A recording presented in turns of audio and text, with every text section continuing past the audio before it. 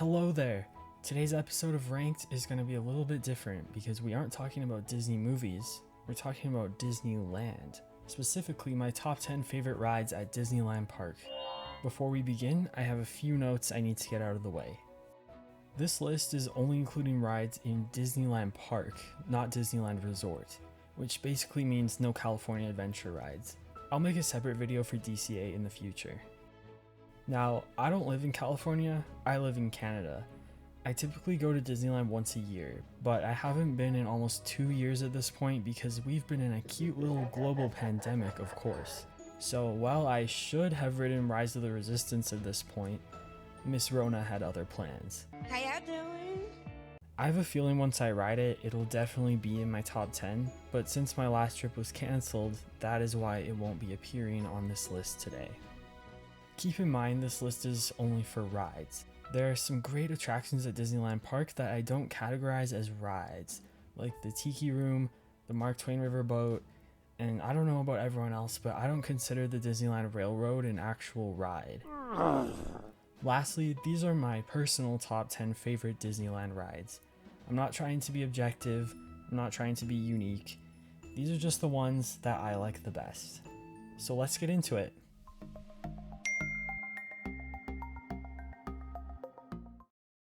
Number 10.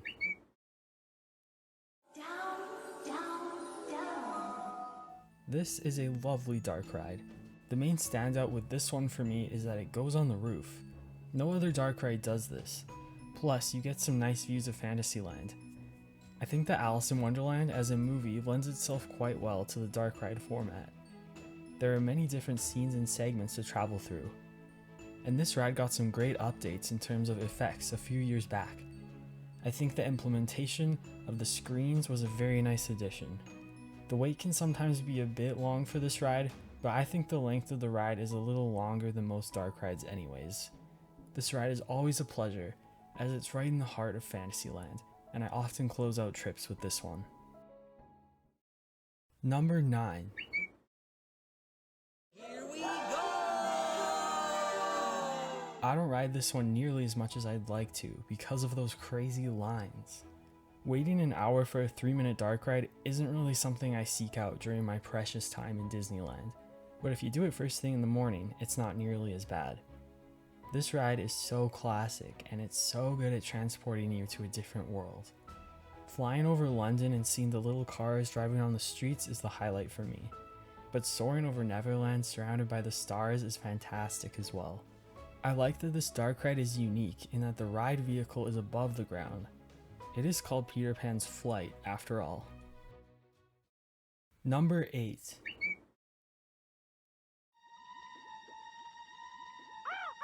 So I am aware that this ride is now called Snow White's Enchanted Wish, and that has had quite a bit of work done to change it. However, I have not been able to experience the new version yet. And this has always been my favorite Disneyland dark ride, so I'm still including the version of it that I have ridden. Snow White's Scary Adventures was just that, scary. It scared me more than the Haunted Mansion, which granted isn't that scary, but it's still kind of funny. The Evil Queen was just the star of the show here. Snow White who? I think the initial idea with this ride was that you as the rider were in Snow White's perspective, so she didn't even appear at all originally in this ride. But then people thought that was weird, so they added one Snow White in there. From what I understand, there's a lot more snowy and a happy energy in the new version. I haven't watched a ride through because I'm saving my first time seeing the updates for when I can go in person. But back to the Scary Adventures. It was weirdly dark, especially the Queen's dungeon in the queue, but I just loved it. My favorite part of the Snow White movie is the Evil Queen, and I just found this ride to be a fun, dark little thrill. I couldn't resist squirming and leaning away from the old hag when she would pop out of different scenes. It did end very abruptly, so I'm glad that's been addressed. And honestly, I'm glad the ride got an update. I'll miss the old scary version for sure, but it's good to bring new life to attractions sometimes, especially an opening day one. I also must mention here, dark rides smell. There's this specific scent that all the dark rides in Disneyland seem to have. I can't even describe it, but I love it. If anyone knows what I'm talking about, leave a comment down below. Number 7. This is Mission Control. We are initiating power transfer. I love the way this ride looks from the exterior.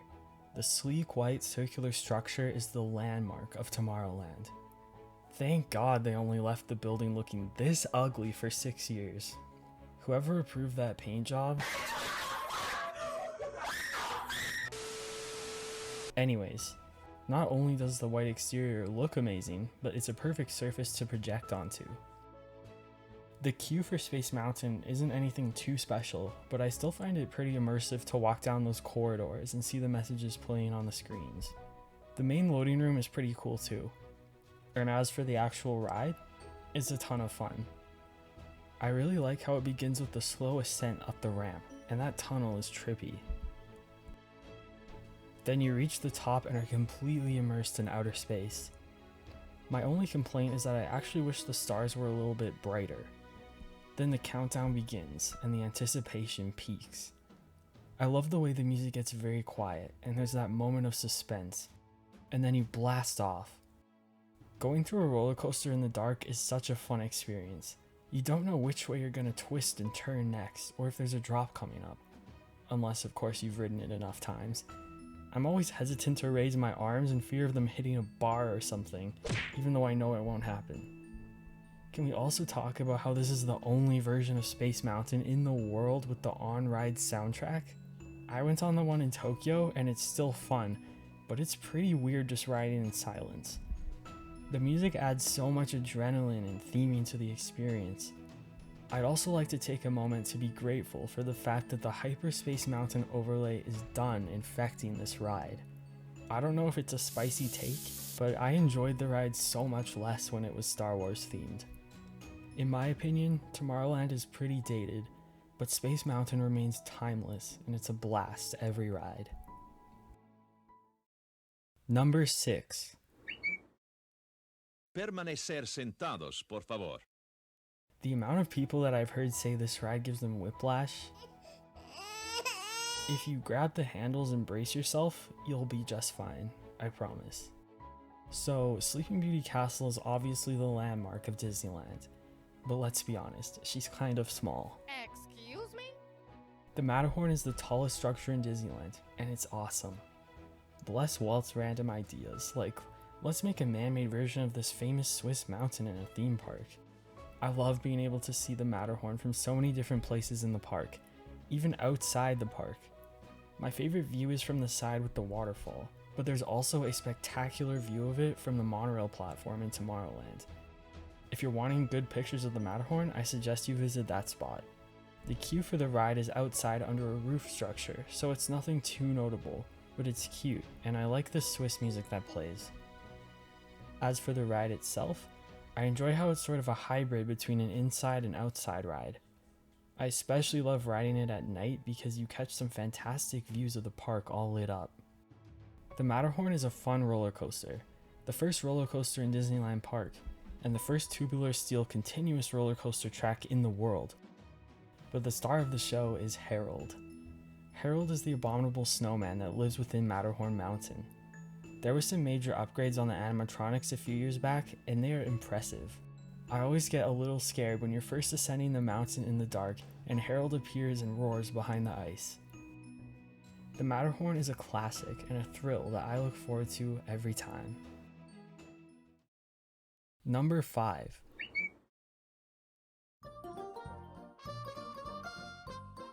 This ride has a quality about it that I can't even entirely place. It lives on its own over in the back of Critter Country, and it's like its own little world. It's sort of impossible to talk about Splash Mountain now and not address the controversy that comes with it. I know the theming of the ride comes from a source that is not defendable, and I understand Disney feeling like they need to update it. I'm actually really excited to see what they do with the Princess and the Frog theming, but I won't lie. I will miss the Splash Mountain that currently is tremendously. It'll be hard to imagine Disneyland without Zippity Doo Dah, but this retheme can't hurt as bad as this one did, right?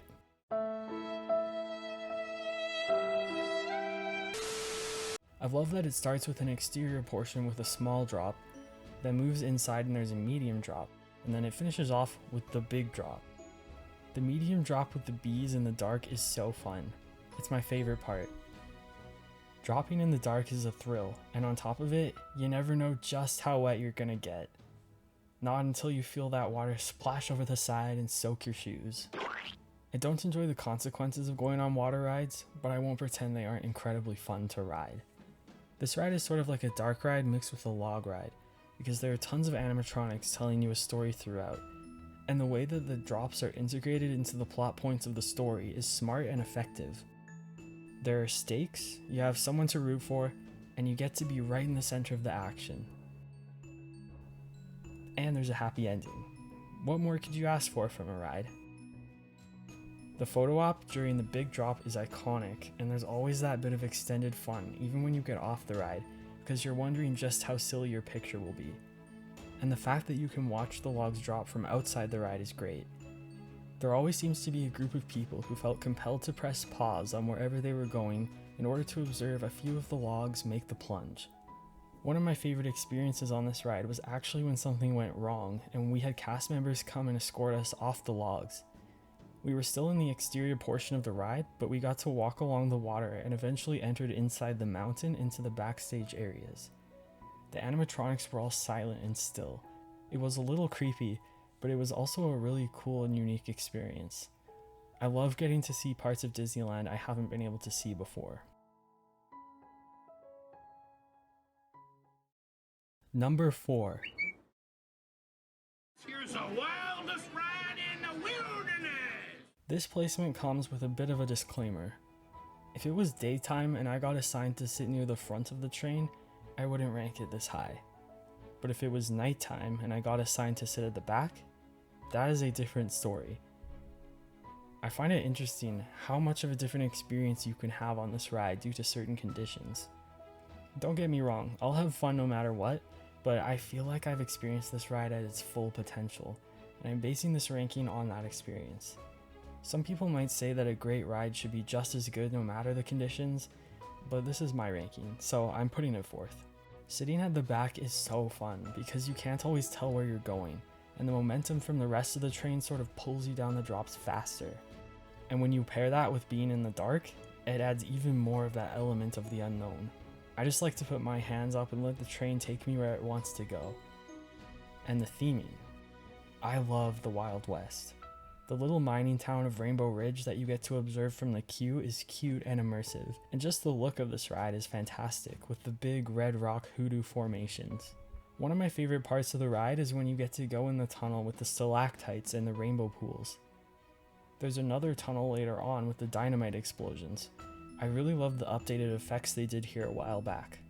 And finishing off by going under the T-Rex skeleton is a perfect way to end the adventure. If you can manage to time riding Thunder Mountain while the nightly fireworks are going off, I would highly recommend it. When the train is ascending the hill with the goat, the view is perfect. I remember when that view was the best look you could get at the progress of Galaxy's Edge while it was being built. Overall, Thunder Mountain is a Disneyland classic, and it's a ride that holds a lot of value in its re-rideability. I could probably ride it 5 times in a row without getting tired of it. It's hard to imagine a trip to Disneyland without taking a whirl on the wildest ride in the wilderness. Number 3. Ye come seeking adventure and salty old pirates, eh? We have officially reached sacred territory. I almost didn't want to even try writing a script for this because how do you describe the experience of Pirates of the Caribbean? Yes, I'm being dramatic, but I love Disneyland more than almost anything, and rides like this are the key reason why. The all-immersive theming and storytelling that grants you a total escape from reality for a short time is unlike anything else. With this ride, we all know where it starts. It starts the very moment you enter the ride building and get a reprieve from the hot sun outside. There's a rush of cool air, and then it hits you, right in your nose. Water. The smell of that water. Apparently the smell comes from the chemical used to clean the water. Disneyland doesn't use chlorine. Instead they use a more expensive, milder chemical called bromine. Hilariously, people have tried to replicate this scent and even sell candles of it. I get it though. There's nothing quite like it. But as soon as you smell it, it's like serotonin. Moving on, I love the Lafitte's Landing loading area of the ride. And a special little detail is how all the boats in the ride have names. Once you board your boat and get going on your journey, you get to experience the calmest part of the ride, but it's one of the very best parts. You hear the frogs and crickets, you see the fireflies, and you get to take in the view of the best themed restaurant in all of Disneyland Resort, the Blue Bayou. Then you take the first drop and are officially in the world of pirates. One of my favorite things about the storytelling in this ride is how it's history told in reverse. Once you enter those glorious caverns, you get to see skeletons of all the pirates. I have two favorite skeletons in case you were wondering. First is the one that's chugging wine, and you can see it run through its rib cage. This was recreated in the first Pirates of the Caribbean movie, which I highly appreciated. The other is the skeleton steering the ship in the storm. I always have to get the perfect view of it when the lightning flashes, and I can never resist craning my neck to look back at it. All the different skeleton pirate scenes are creative and fantastic. Looking at them just doesn't get old. And I much prefer this updated scene in the tunnel. It's a really cool illusion. Then you travel into the heyday of the pirates, when they were alive and thriving. I personally like that they added Jack Sparrow and Captain Barbossa into the ride along with some of the score from the movie, because The Curse of the Black Pearl is an incredible movie. I love that one of the most successful movie franchises spawned from a Disneyland attraction. Then you keep moving through the ride, and that most iconic song fills your ears. I don't mind that they changed the auction scene at all, but I do wish that they gave Red some better lines to say. The gentleman wants the room! Don't you, boy? And maybe turn down the volume on her voice a little bit. This part of the ride is just packed full of things to look at. That's the whole thing about this ride. Aside from the 2 drops, there isn't any physical thrill involved. You just sail slowly through the world of pirates, and it's incredibly stimulating and captivating. There's just continuous top-tier storytelling through animatronics, setting, music, and sound. I'm a big fan of the fire effects used in this ride, especially towards the end when you see the pieces of wood glowing orange with dying embers. Also towards the end of the ride is one of the most iconic images the attraction has produced. The jailed pirates using a bone in hopes of luring the dog with the keys. This ride is just masterful, and I can't really do the experience justice by describing it, but I guess I tried anyways. It simply would not be Disneyland without Pirates of the Caribbean, and I will look forward to and prioritize this ride every time I'm there. Number 2. Welcome, foolish mortals. I cannot stress enough how neck and neck Haunted Mansion and Pirates are for me in terms of trying to rank them. Number 2 and 3 might as well be a tie, but that's a cop-out. And there are a couple things for me that do give Haunted Mansion a slight edge. First is the exterior. The pristine white structure is just perfect with its tall columns and intricate metalwork. I'm very glad that the idea to have the building look like a rundown, decrepit, and obviously haunted house was overridden by Walt.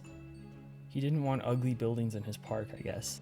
I love the contrast of having a very well-maintained exterior and then the spooky, haunted interior.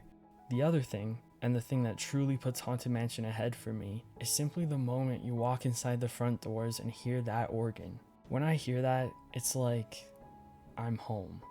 That music is a core foundational aspect of what Disneyland is to me. I actually like waiting around in the foyer and listening to that for as long as possible. And of course, another reason Haunted Mansion is so great is the narration by the ghost host. The writing in his script is impeccable, and he leads us into the extremely iconic stretching room. If you're one of the people that likes to show off that you have the ghost host spiel memorized and talks along with him, Hey! Shut up! my favorite portrait in the stretching room is hands down Sally Slater. She's the one on the tightrope above the alligator. I always make sure I have a good view of her portrait. Part of what makes the Haunted Mansion so elite is that the experience begins long before you actually board your Doom buggy. It starts the moment you step into that foyer. And after you exit the stretching room, you walk down the portrait gallery hallway. Just standing here listening to the subdued, eerie music and watching the portraits flash with spooky changes in the lighting is one of my favorite experiences. But then you do get on the ride, and it's just one delicious scene after another. I feel like I'm having a fancy dinner with multiple courses, but in attraction form. Every time we enter a scene, I'm like, oh, this is my favorite part. And then we enter the next one and I'm like, no, this is my favorite part. They're all just so good. First, you just move through the hallways of the mansion, but my favorite moment of the whole ride exists here. Don't ask why, but that floating candlestick in the endless hallway is the best thing ever. Shout out to this scene as well. And then Madame Leota. She's voiced by Eleanor Audley, whose voice you may recognize from her work as Lady Tremaine and Maleficent. She has one of the best voices ever. And then there's the ballroom with the dancing ghosts, and the attic with the killer ghost bride. Her dialogue paired with the creepy piano rendition of Here Comes the Bride is chilling. Oh, and then the Hatbox Ghost. I am so happy they brought this back. He was a part of the attraction when it initially opened, but they couldn't make the effects work properly and he was removed. But with technology now, they made it happen. The big graveyard scene is next. This part is a little more lightheartedly scary than the rest of the ride. I don't like it as much as the other scenes, but it's definitely good to have it. And the song Grim Grinning Ghosts is excellent. You finish off the ride with the hitchhiking ghosts, and then you step off your doom buggy and rejoin the living in the real world. But not before little Leota invites you to come back to the mansion soon.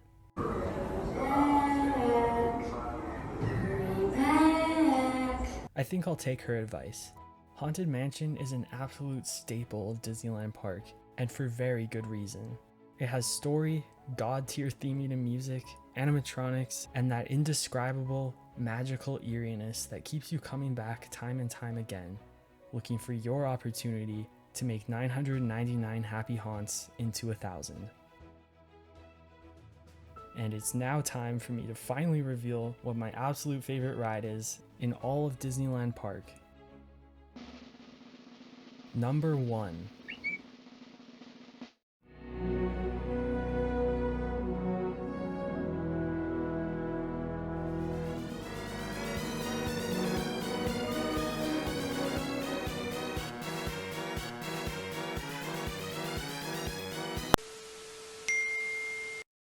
Number 1.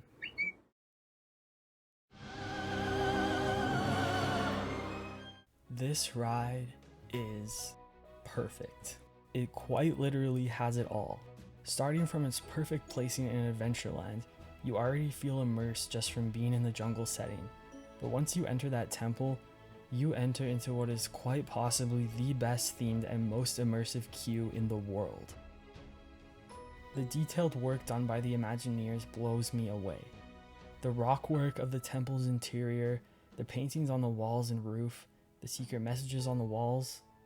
There's even fun interactive elements to entertain guests while they wait. Sala's informational video for tourists is such a nice touch as well. If I feel this transported simply from being in the queue, I'm already satisfied. But then you get on the ride. It begins with the Chamber of Destiny, where Mara will present you with one of 3 gifts that will determine which room you will enter. There's the Fountain of Eternal Youth, the Chamber of Earthly Riches, and the Observatory of the Future. I already love this because having the option for entering different rooms gives you extra reason to re-ride this attraction, so you can see what lies behind each door. I personally get very excited when my ride vehicle enters the Observatory of the Future. It's a room lit up in purple light and there are countless stars surrounding you and above you.